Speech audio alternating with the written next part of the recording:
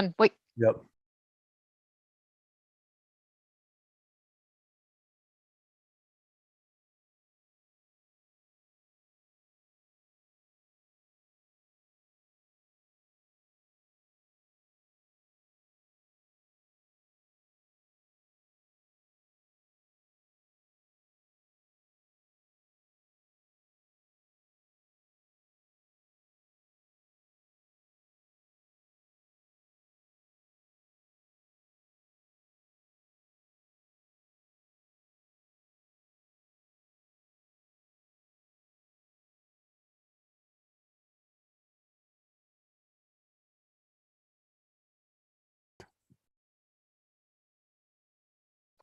Okay, hello there. Welcome to another episode of Science and Technology Q&A for kids and others. And let's see, what kind of interesting questions have come in here?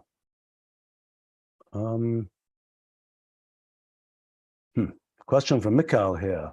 Is there a scientific approach to simulating society? What are the main laws in sociology?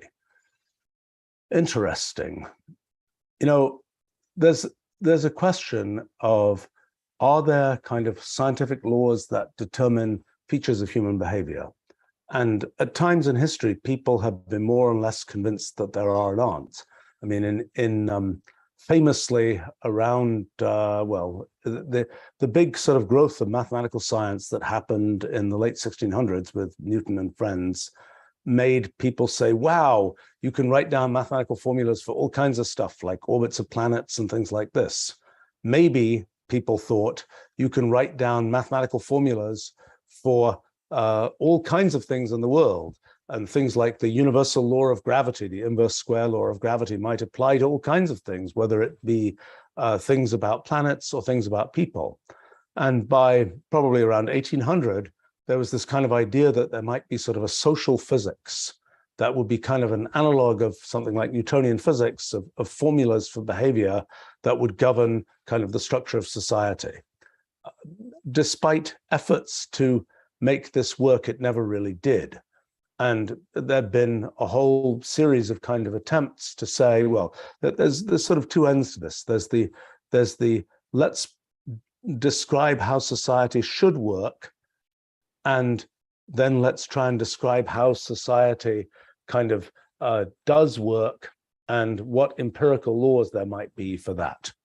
And in terms of the how society should work, well, that's the story of Marxism and lots of other kinds of efforts like that, where people were kind of along the lines of we can set up society to be kind of a mechanical control system, a little bit like we do in machines, and then everything will work perfectly.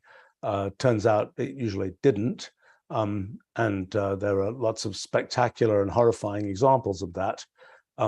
But one of the features of that is sort of things that you don't expect always seem to happen. But that's sort of branch number one, is let's set up society to be machine-like so that we can predict how it works and control what's going on. Branch number two has tended to be, let's just try and observe society as it is and try and deduce empirical laws for how it might work. And I would say that that has been also somewhat unconvincingly successful, so to speak. I mean, if we ask what are some laws that people have noticed, you know, there's a whole collection of laws that are so-called power laws. So if you ask a question like, what is the, if you rank all cities in a country in order of their size, from the largest to the smallest, if you rank all companies from the largest to the smallest, if you rank kind of incomes from the largest to the smallest and so on, what is the chance, the nth highest ranked thing, what fraction of the maximum is that? And it's pretty common to find that the fraction is something like 1 over n, or 1 over n to some power. And so that leads one to this idea that there may be kind of power laws that determine kind of the frequency of something, like the nth largest city might be of size, let's say 1 over n. I don't think it is quite that. In words, for example, is famous thing, so-called Zipf's law, that says that the nth most common word in English has frequency about 1 over n. So there are a whole collection of these so-called power laws. Sometimes one knows what leads to them, sometimes one doesn't. Sometimes they're not really as real as people might think they were, and they only apply over some very small range of values and so on.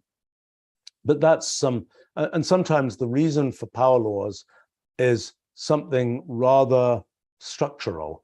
Like, for example, a thing keeps on breaking into sub-pieces, and that sort of breaking into sub-pieces thing leads one to a distribution of numbers of copies of the thing that corresponds to this power law. But that's been one sort of law of society that people identify. Now, people have tried to make kind of more global laws. I think that the tendency, well, okay, so economics is kind of an area where much work has been done along these lines, and econometrics is kind of the branch of economics in which one is kind of trying to look at numerical quantities that determine kind of economic behavior. I had this experience, I think I probably told this story before, but I had this experience back in the late 1980s when Mathematica and Wolfram Language were first out visiting different kinds of customers we had. And I happened in 1 week or so period to visit both the Federal Reserve in Washington, D.C., and the Russian Central Economic Planning Bureau in Moscow. And what was interesting was the interests that those different groups had in the technology that we provided. The folks in Washington, D.C. were all about statistics. They were all about, we observe what's happening in the economic world and we try and make kind of statistical inferences. We try and say the average of this is this, the variation of this is this, and so on. And we try and make kind of models that are statistical, probabilistic models of what's going on. That was their interest. On the Moscow side, the interest was all in linear programming. That is, if you have a certain set of constraints that say this plus this is less than that, and so on, how do you solve those constraints? How do you set up a kind of organized, controlled system for economics? I have to say, a few years earlier, when I visited, when it was still the Soviet Union, it was notable. The person who was my sort of assigned guide was complaining about the fact that they'd had a refrigerator factory where they'd been making refrigerators for 7 years and not a single refrigerator made there had ever worked. And it was sort of interesting to hear the horrors of a then failing kind of system of controls for an economic setup. But in any case, I think the question that arises, and economics is a particularly notable case where there really is quantitative data to be had, where you can start asking questions about sort of, are there models for what's going on? I think this question of can you make models for how things work when there are human systems, it's an interesting question. And I think the answer is yes, you can make models, but they're not necessarily models for things that are the things that will be most immediately useful in terms of what one wants to do in the world, so to speak. So to fill that in a little bit more, a couple of things to say. One place where I've certainly seen sort of laws of human behavior show up is in web analytics. You look at all these people visiting Wolfram Alpha, all these people visiting our websites and so on. You'll see all sorts of detailed curves of, what's the probability for somebody who's clicked one link to click another link? How long does it take them to click that link? What's the probability? What's the way that people kind of go through the network that represents a website with all of its hyperlinks and so on? And how do people kind of diffuse through that network?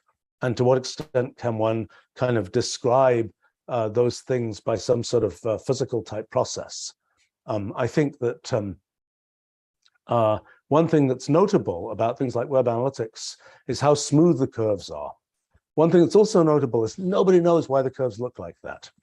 There are definite, forms of, interquery intervals and so on. They form a definite distribution. It's pretty constant, and it has been, I think I haven't looked at it recently, but for years it was a very constant thing in Wolfram Alpha, for example. All those millions and millions of people, just typing things, and yet their aggregate distribution was surprisingly predictable. Now, the question is, why does something like that happen?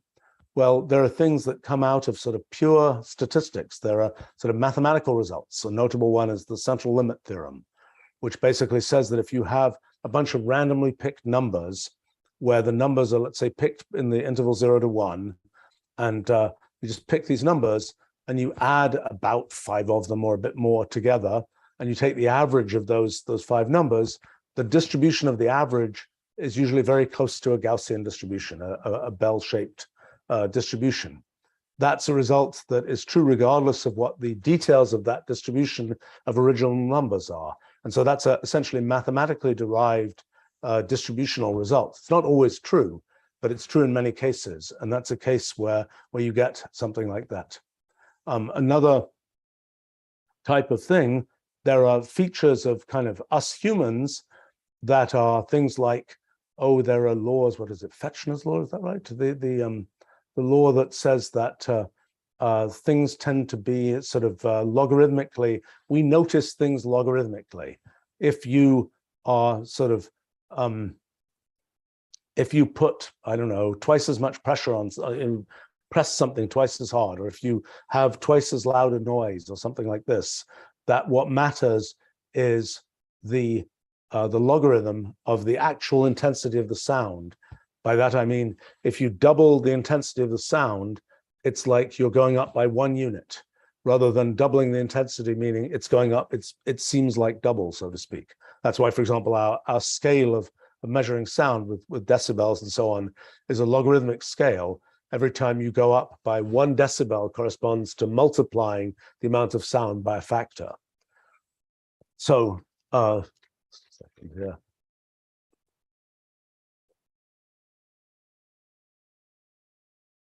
So I think so there are these, so some laws which seem to be specific to humans. This tendency that is sort of the way that our perception works of these kinds of logarithmic trends in our perception. That's another example of something like that. I would say that there are also questions. Well, people discuss things like the organization of society and the fact that there is a tendency to have sort of hierarchical organizations to human society and so on. And that's something that seems to be sort of a universally emergent thing. I'm amused in companies, for example, it's pretty common. There's a CEO, and then there are a bunch of people who report to the CEO, and then more people to report to each of them, and so on. You have this kind of hierarchical tree structure to the company. And it's a pretty common setup for whether it's in governments or armies or lots of other kinds of things. Occasionally people try and do experiments on different approaches. There's one called, the idea is called holacracy. And the idea of a holacracy is that instead of having a hierarchical structure for a company, you will have the company organized in a collection of kind of intersecting circles, where you have collections of people who are kind of reviewing what each other are doing, but nobody's in charge of anybody else. So far as I know, the empirical efforts to actually do that in practice with real humans have been rather horrifyingly unsuccessful. That perhaps tells one something about the fact that there is some natural tendency to have some sort of hierarchical structure to organizations if you want them to operate. And perhaps that's a feature of sort of a necessary feature of organizations, and the definition of what it means for an organization to be organized and to try and achieve objectives as an organization. Or perhaps that's more a reflection of something about us as humans. People talk about other kinds of general features of humans, like, you can have some number, what is it, 80 or something, number of people who are sort of in your social milieu, and that there's a certain friend distribution. I remember many years ago when Facebook's API was more open, probably more so than it should have been. We did a project where people could connect Wolfram Alpha to their Facebook APIs and get kind of personal analytics data on their kind of Facebook world, so to speak.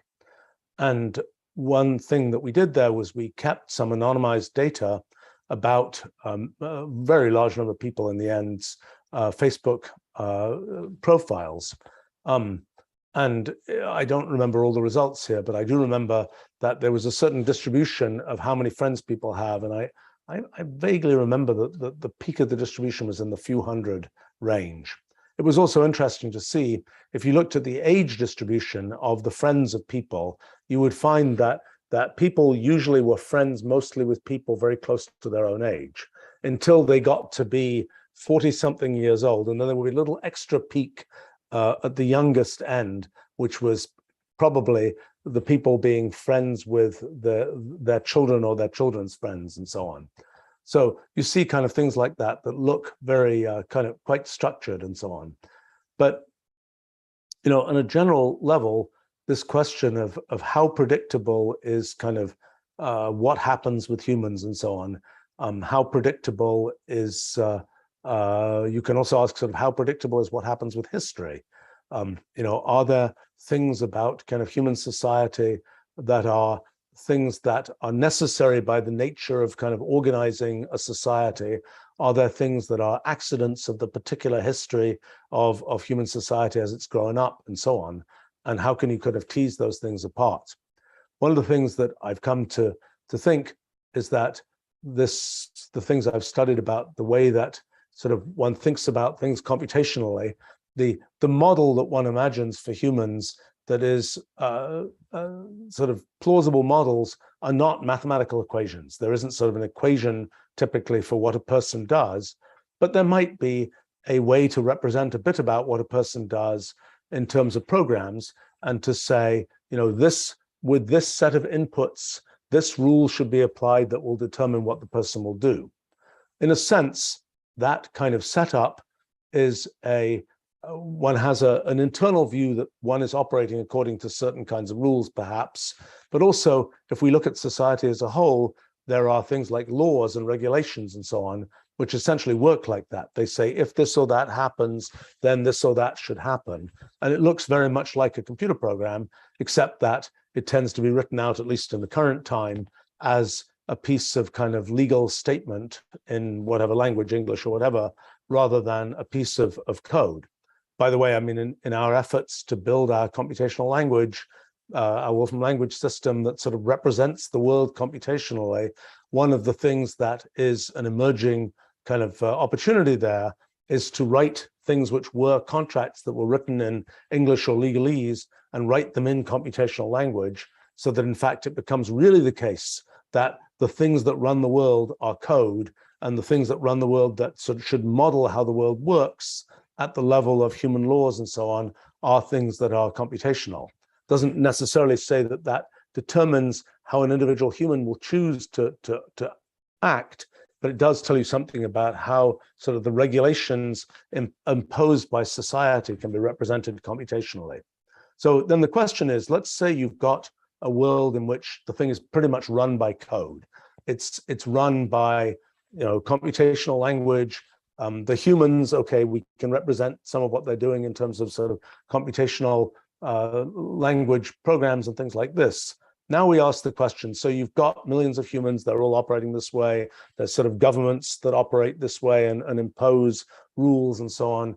What does that mean for how society will operate? And so that then leads one to the question of, well, you got these programs running. What will the programs do? What will the consequences of these programs be? And one of the things that's been a big result of my efforts, work over the last 40 years or so, has been this idea of computational irreducibility, this idea that even when you know exactly what the programs are that determine how a system will work, what the sort of low-level rules are, to figure out the consequences of that for sort of the overall behavior of the system is irreducibly hard. You pretty much just have to run the program and see what happens.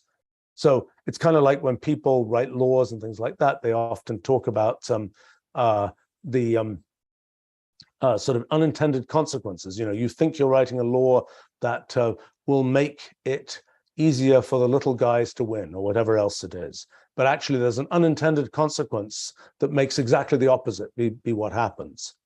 And one of the things to realize about computational irreducibility is it's kind of cementing this idea that there will always be unintended consequences, that you can't ever expect in the world, with the world operating in this sort of computational way, you can't expect to give this kind of slam dunk, we've solved it, we just give this one principle and everything will work great.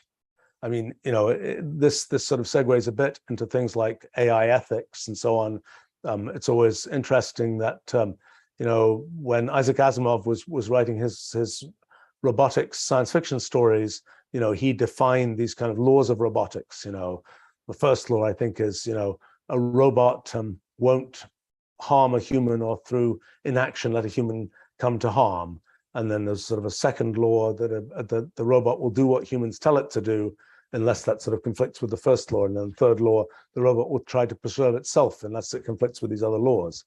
And of course, Asimov's own stories were mostly an exploration of just all the corner cases where those laws as such, as stated, didn't work.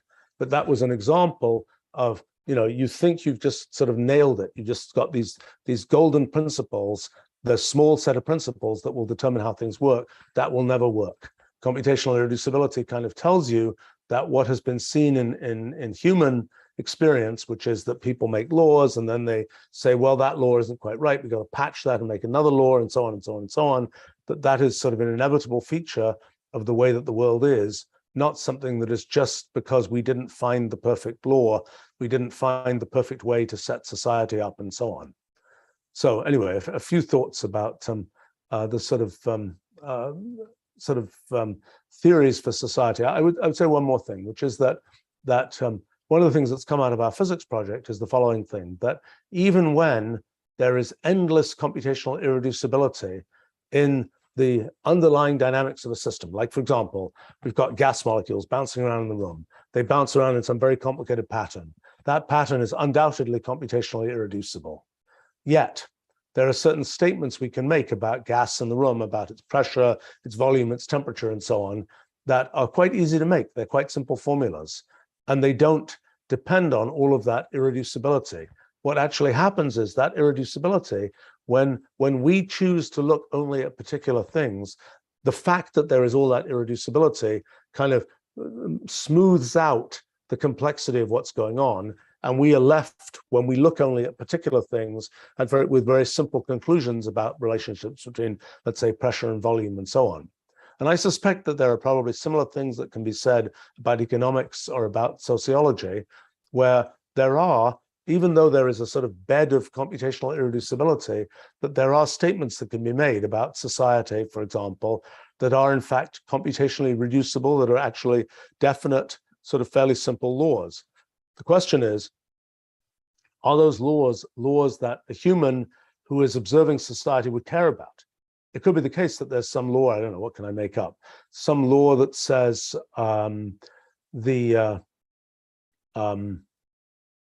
when there's a series of different, I don't know, interactions between humans, the distribution of times that the humans will have this type of interaction versus that will be this or that. And you might say, well, that's nice, but I don't care.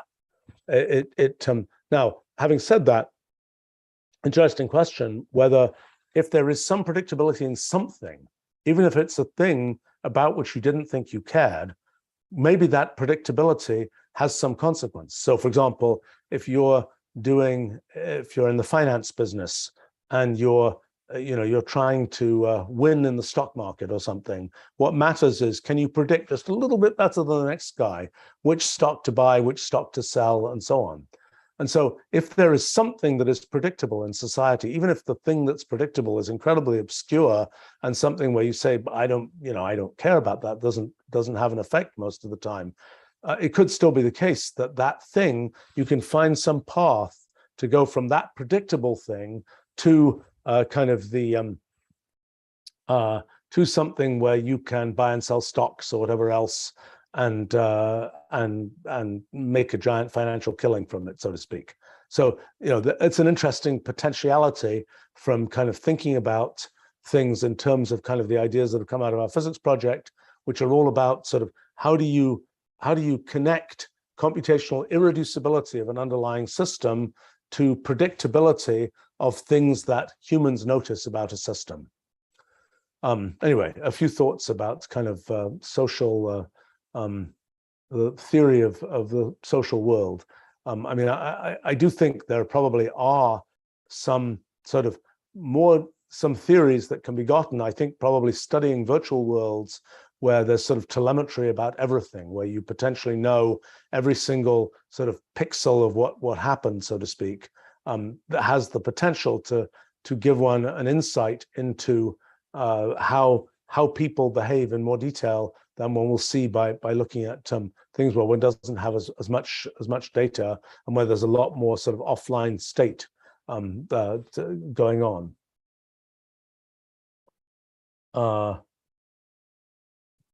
Okay, let's see. Brady commenting, property rights are a very basic element of a society. Yes, I think so. It's them. Yeah, it's an interesting question. What the axiomatic sort of basis of society, what you need to have something like society as we now know it. You know, for example, property rights. People say, you know, there are indigenous peoples where the way property rights work is very different, and where it's much more of a sort of collective ownership thing. I think it's often very hard from outside a culture or a society to know really what's going on inside, and to understand, you know, whether where somebody says, oh, no, they don't have a notion of blah, it's you know, that's just because we don't understand their notion of blah.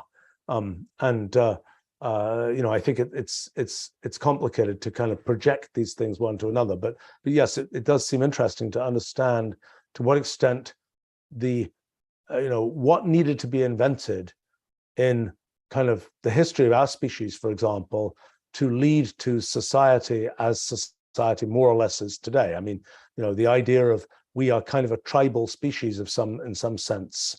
You know, that, who knows whether that has, I think probably has more biological origins than anything else, but that's something that drives lots of kind of societal structure. And, you know, there are also things which are probably features of sort of necessary structural features of systems, like there has to be a leader to things. You know, you've got a flock of birds, you've got a school of fish.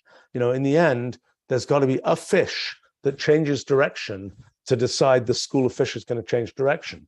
Now, you know, you can decide, is it the elected fish leader, or is it, you know, a different fish every 2 minutes, or what is it? But there's still got to be a lead fish, so to speak. And, you know, whether that's a feature of, presumably, otherwise you've got this sort of random mass of fish where nobody knows where anybody's going, so to speak. And that is something which sort of is a necessary feature to emerge, I suspect. But it is interesting to understand to what extent sort of society has, you know, what are the drivers of the way society works? For example, the fact that there are, you know, parents and children and things like this, the fact that there are finite lifespans, the fact that there are there's competition for resources and things. To what extent are these things the drivers? In how much detail do they drive the structure of society? And if you remove those kinds of things, like you say, there's no competition for resources. It's hard to see how that really works, because in a sense, whatever, you know, there's always some kind of resource. It's always like, well, you know, I'm the one who's going to hang out at the top of the hill, or I'm the one who's going to have access to this particular individual, or whatever else. So anyway, that a few thoughts there. Let's see.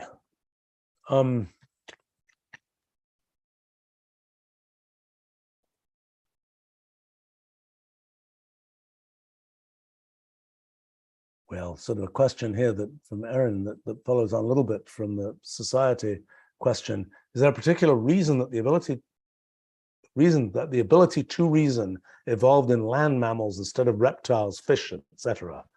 I don't think we know, because I don't think we've, you know, it's again this question of what are the whales thinking about?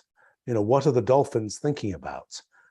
It looks to us like our forms of reason and civilization and so on have certainly arisen among us, land animals, so to speak. But I don't think we know for sure that the culture of the whales, could be really pretty good for all we know.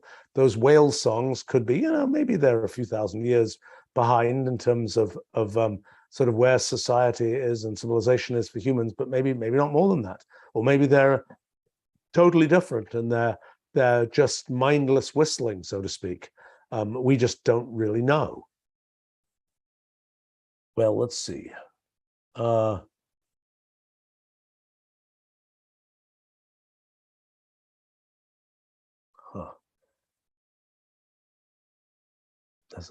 Okay, let's see.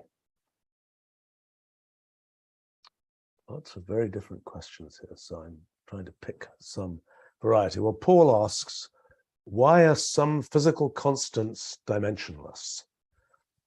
Okay, we're now going to dive into a completely different area of human or scientific endeavor.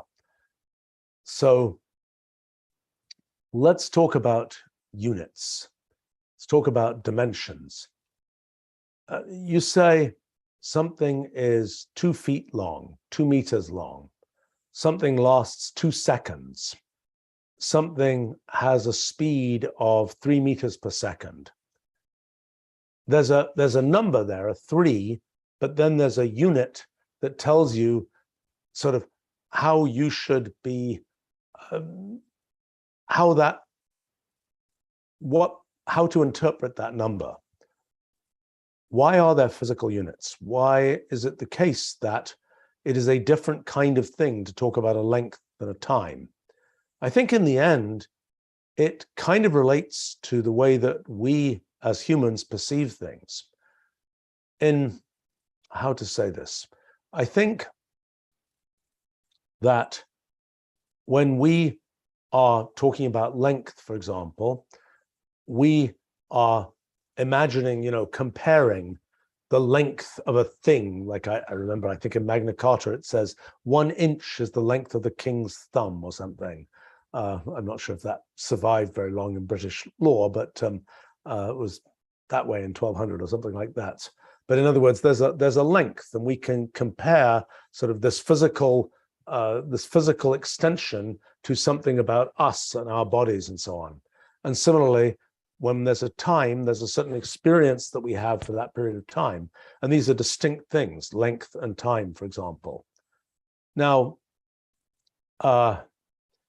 it gets, this is a little complicated, actually.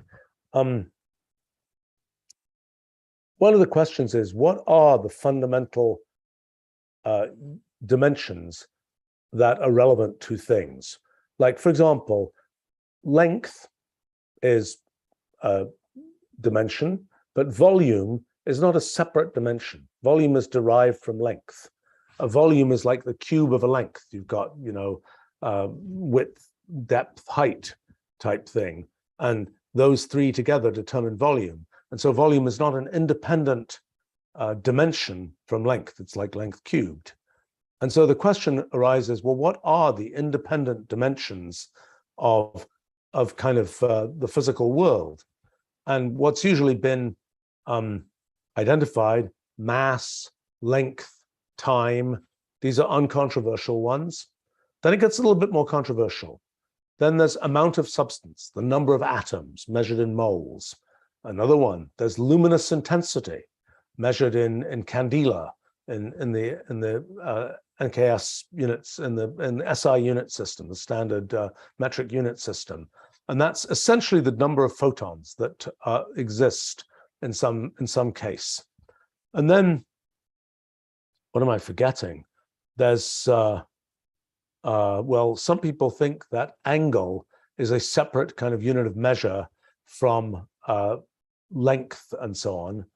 And oh yeah, another one people sometimes talk about is bits of information, that's a sort of independent unit of independent, non-convertible dimensional thing about the world. But all the other kinds of things like, acceleration is length time to the -2. or force or energy is mass length squared divided by time squared. And that many things that you might think energy is a very different kind of thing from length and time and so on, but actually there's a way of representing energy in terms of mass, length, time, and so on.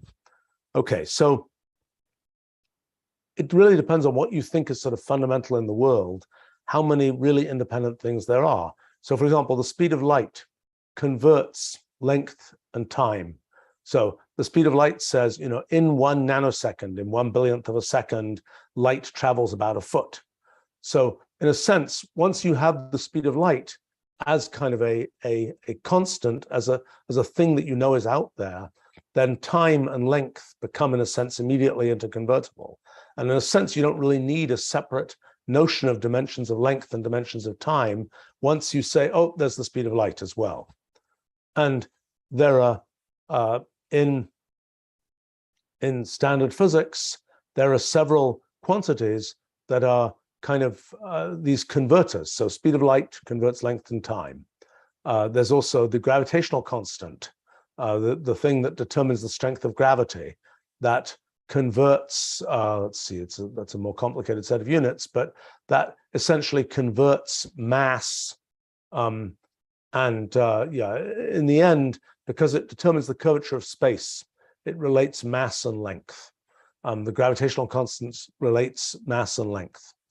And a third thing is Planck's constant, the kind of fundamental constant determining the way quantum mechanics works, and that relates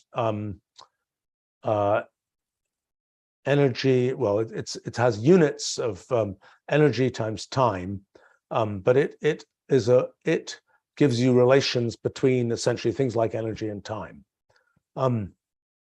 So in a sense, once you kind of these constants like the speed of light and so on, you can, if you as a human say, my unit of length is a meter, that's what I relate to as a human. My unit of time is a second, that's what I relate to as a human, then the speed of light is a thing you measure about the world.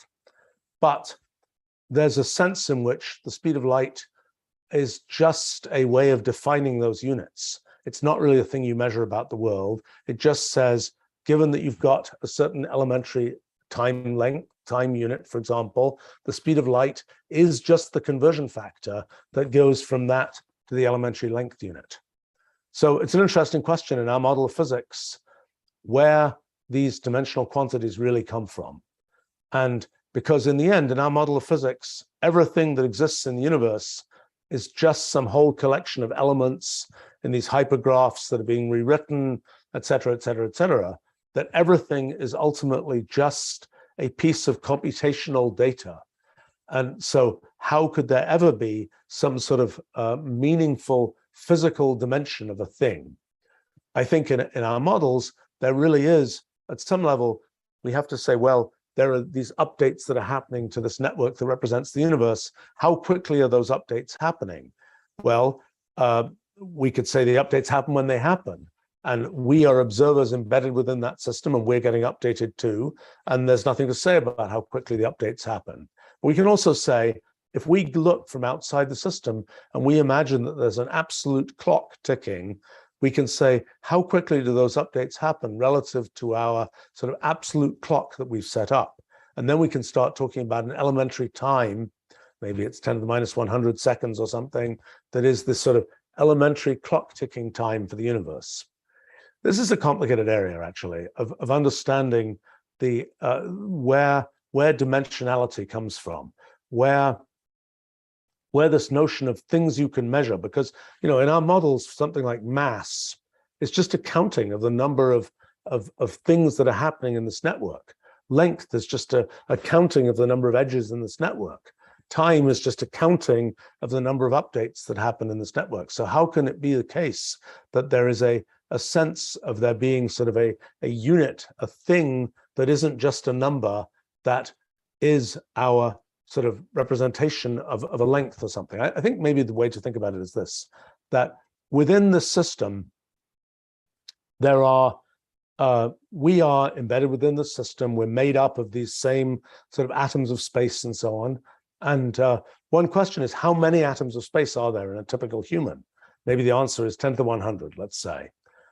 So, and somehow that number is what somehow turns itself into what we're doing effectively by talking about meters and seconds and so on, is we're factoring out having to actually know that number. We're just saying in a human is about a meter tall. We could say a human is 10 to the 100, elementary lengths tall, but we don't know that number. So we're sort of factoring that out, and we're inventing this kind of symbolic unit of a meter and saying we're about a meter tall. And so we never have to discuss, we never have to know what the actual number of elementary lengths that we are is. Now, in traditional physics, there are certain combinations of quantities with units and so on, which are dimensionless in the sense that they are just numbers. Just like I'm describing in some sense in our models of physics, everything is just numbers. There are things where we already know they're just numbers. A pretty famous one is a thing called the fine structure constant. But in general, the fine structure constant measures essentially the strength of electromagnetism. Pretty much every theory that involves the interaction of particles that has the property of being, that it has certain nice mathematical properties, it's a renormalizable theory in quantum field theory, all of those theories have dimensionless so-called coupling constants. A coupling constant measures essentially the strength of interaction between particles. So you'd say, if you've got two particles and they're colliding, and you ask, what's the probability that they actually scatter each other as opposed to just zoom past, like particles, ships passing in the night, particles just not having an effect on each other. What's the chance that they actually have an effect on each other rather than not? That's proportional to the coupling constant, so-called coupling constant. And for different theories, whether it's quantum chromodynamics or quantum electrodynamics or something else, there'll be different values of those coupling constants. But those things in certain kinds of nice mathematical theories tend to be dimensionless things. And so that's an example. And they're just saying, what's the probability of this interaction happening? So those are examples of where you get sort of dimensionless quantities that arise in standard physics. Curiously, the gravitational one is not dimensionless, and that produces all kinds of complicated tentacles about the theory. But it's an interesting question. Actually, there's probably more to figure out about sort of the way that dimensional quantities arise. But I think my basic answer there, that really dimensions are introduced in a theory like ours, where everything is ultimately computational and ultimately just counting, that dimensions are a way of sort of bulk, sort of representing, the size of a human is, and then it's a thing like a meter, rather than saying it's the number 10 to the 100 and so on. By the way, in our theory, there really is just one sort of truly dimensional thing you have to nail down. It's either the elementary length, the elementary time, a thing we call the maximum entanglement speed, which is the analog of the speed of light in branch shield space for quantum mechanics. But these are, any one of those things would sort of nail down all the other parameters and determine them. Let's see. I might just comment just for interest about the whole idea of dimensions. Let's talk about it a little bit. Let me just clarify one thing, by the way. Oh gosh, I forgot. I'm so embarrassed. I forgot two important fundamental dimensions that exist. Charge and temperature are two other ones. But you see, they're all a bit flaky, because what is charge? Charge is basically a count of the number of electrons, the number of electric charges you have. Just like luminous intensity is a count of the number of photons you have. And just like amount of substance is a count of the number of atoms or molecules you have. Those are just counts of things. In a sense, they seem like very fake units, because they're really just counting things. And they're not something which has some different existence, not just accounting. Now, temperature, again, another complicated one, because temperature is one where temperature is the average kinetic energy, the average energy of each sort of degree of possible motion of an atom or something. It's not really an independent thing. It's really something which, once you know the structure of a system, you kind of know that, the energy per unit volume of the system divided by the number of degrees of freedom and so on is essentially the temperature. So even though in kind of the usual way of setting up unit systems for the last, 50, 70, 100 years, people have said temperature, that's a fundamental unit. It starts to look a little bit flaky when you start realizing, well, what's this thing made of underneath? It doesn't look as independent as you might think. Now, units are a very complicated area. In Wolfram Alpha, we have kind of and Wolfram language, we have kind of the world's, by far, I would say, best, most organized way of handling units and best sort of curated collection of units. There are about 10,000 kinds of units that people discuss about different kinds of things. And there are units that are, the perceived amount of sound measured in fons, for example, or, well, my all-time favorite unit is moles per acre, which is a unit of soil aeration, where moles is a chemical unit of amount of substance, but in this particular case, it doesn't mean that. It means the number of little critters who are, digging up the soil and aerating it, the number of those per unit area measured in acres. There are about 10,000 of these different kinds of units. They all ultimately can be written in terms of 5 or 6 or so of these mass length time, but ultimately even those can be written, as soon as you have a theory of physics, those get to be written in terms of even less, and ultimately in terms of almost nothing. Now, units are really complicated. Like, for example, just a few days ago, we were talking about temperature units, and one of the things that's an issue is if you have temperatures, you always talk about degrees centigrade, degrees Fahrenheit. Why are you talking about that? Well, it's because it is not an absolute, those are not absolute temperatures. Those are what you're talking about. Okay, so temperature is essentially the temperature measures the average energy per degree of freedom. So when you have the temperature of a gas, for example, is determined by the average energy that all those gas molecules are whizzing around, knowing that they can be going in the X direction, the Y direction, the Z direction, and so on, knowing that they can be spinning around, things like this. The formula is a half kT, where K is Boltzmann's constant, T is the temperature. That's the average energy per degree of freedom. You move in this direction, you spin around, you do this or that. But when people measure temperature, they usually are measuring the difference in temperature between the difference between sort of the energy the gas has when it's got this much heat in it and the energy the gas has when it has this much heat in it. Now, there is the notion of absolute zero minus 273.16 degrees centigrade. That's the point at which essentially all of that motion pretty much stops. That's the point at which you've kind of, there's no, and that's an absolute temperature. But a lot of what's actually measured and what people discuss are temperature differences. And confusingly, there haven't been really good notations for the temperatures versus temperature differences. And so we just introduced, actually will be coming in a Wolfram Alpha and a Wolfram language very soon, a little notation with a delta for representing difference in temperatures, because a difference in temperatures is a kind of quantity that you handle in a different way from an absolute temperature, so to speak. There are computations you can do with temperature differences different from the computations you can do with an absolute temperature.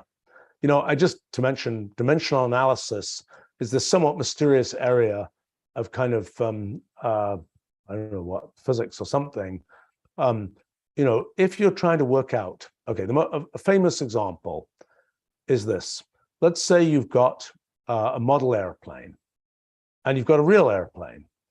And the question is, the model airplane is, you want to know, in order to get the same kind of pattern of airflow over the model airplane and over a great big real airplane, what should the ratio of the speeds of those things be? Is there a speed for the model airplane and for the real airplane such that the pattern of airflow over those two things will be the same, even though they're very different scales? And so it turns out you can work that out using dimensional analysis. That means there are only certain quantities that can matter. The speed of the airplane can matter. The density of the air can matter. The viscosity, the flowiness of the air can matter. The size of the plane can matter.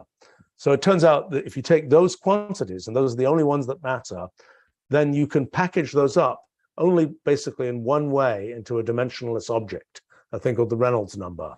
And so what you then realize is you can scale the viscosity of the air, the speed, the length, and so on. You can scale those in different ways. If you preserve this Reynolds number quantity, then you'll get the same overall pattern of flow. And so there are a few nice examples where this works out well, where you have this idea that by pure dimensional analysis, by just knowing what quantities are important and seeing what mathematical combination of those is dimensionless, that tells you how those quantities have to scale in order to get sort of the same physical results. There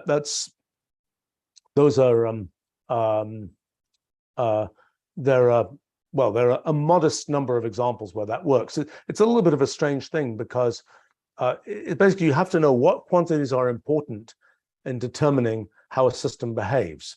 And what's a bit surprising is, as soon as you say, oh, and there's an extra quantity that might be important, it kind of blows up the possibility of doing this kind of numerical, dimensional analysis. It's a case where the more you know, the less you can figure out, so to speak. And when you have just, oh, it's only these four quantities that matter, you can conclude things about dimensional analysis. Probably the most famous in the wild, I think this is a real story. I've been told it by several people, including at least one or two who were there, that when the first atomic bomb test explosion was done in 1945, there was a physicist called G.I. Taylor who was there, who was trying to figure out just how strong was this explosion, how big was the explosion, and you could figure that out. There were certain quantities about the size of the fireball and the this and that thing, and so famously, G.I. Taylor used dimensional analysis, sort of in real time, so to speak, to try and figure out, how many kilotons was the explosion, so to speak, and that's a famous example of dimensional analysis.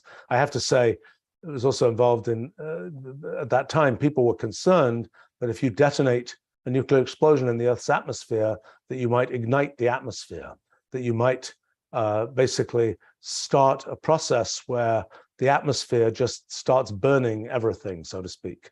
And it was an analysis a bit like that dimensional analysis, which led the physicists who were working on this to conclude that no, it won't ignite the atmosphere, probably, to detonate a nuclear explosion.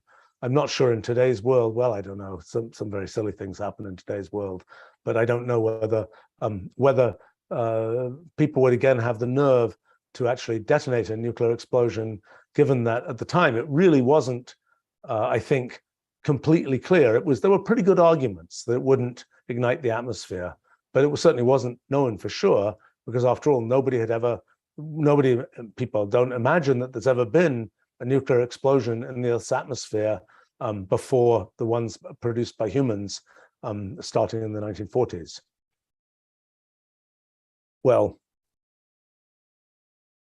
let's see. That's a nice story from Thy Lord here. Speaking of strange units, they say there was an operating system that required time to be specified in micro fortnights, because although its value in seconds is close to 1, it forced the administrator to think about what they were doing when setting the system time. That's rather nice. let's see. Oh yeah, I should just explain one confusion of language here. When I'm talking about dimensions, yeah, this is a collision of different things. There's dimensions as in X, Y, Z height, going up, sideways, left, right, up, down, in, out type thing. That's a notion. Well, let's see. That's the 3 dimensions of space, where we're talking about dimensions in which we are kind of saying, these things are related concepts, but they're not the same. There's kind of the ways in which we can move around and the different ways in which we can move around. This other notion of dimension that I've been yakking about for a while here is a notion that is about units of measure and kinds of dimension, as in we are, I don't know how to say this. This is a very confusing thing, actually. It's like we've got the mass of something, and that is a dimension of the thing as its mass, but it's not dimension in the same sense as we're talking about 3 dimensions of space.